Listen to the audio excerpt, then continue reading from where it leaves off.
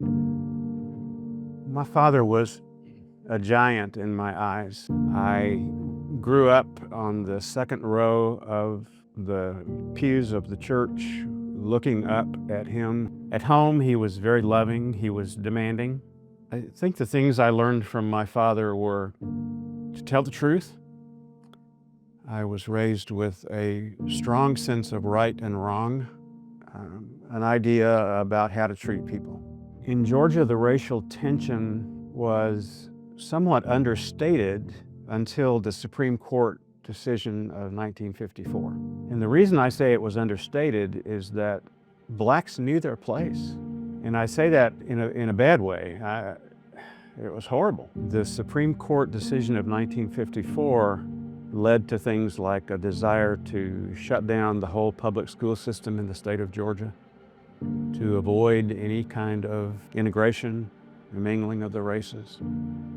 That was an ongoing effort for years, and my dad took a strong leadership position in the efforts to not only peacefully desegregate the schools, but keep the schools open. Dad had mentioned the Minister's Manifesto of Atlanta one time to me that I could remember. We were in a car driving in Alpharetta, Georgia, and he just casually mentioned that he had that day or that week been to a reunion, but I believe it was the 35th reunion of the 1957 Minister's Manifesto. I knew that I was looking for something about the Minister's Manifesto. I didn't know anything about it. So I really started out with just a time frame. I knew I was looking for the Minister's Manifesto. When we moved to Atlanta in 1953, Dad had already been involved in trying to work on race relations. He was a member of a standing committee between white and black pastors in Atlanta to create a dialogue.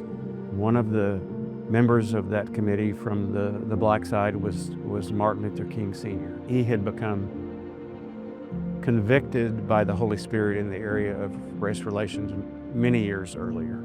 Within the Baptist church and the white church, white Christian church in general, there was a great deal of disagreement and tension in the area of civil rights and race relations. Dad was always on the side of treating every human being as being created in the image of God.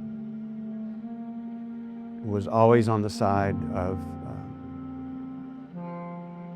better, more Christ-like relations between the races within the church and the church's role in that.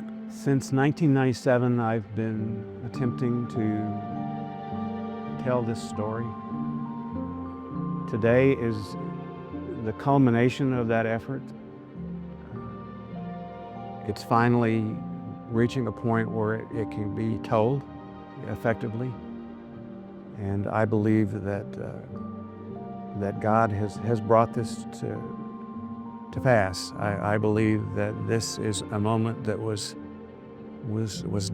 destined. The Minister's Manifesto of 1957 was also a statement on the part of white Christian ministers in support of the Brown versus Board of Education decision of 1954, and a statement about a Christian's responsibility in the area of civil rights and race relations.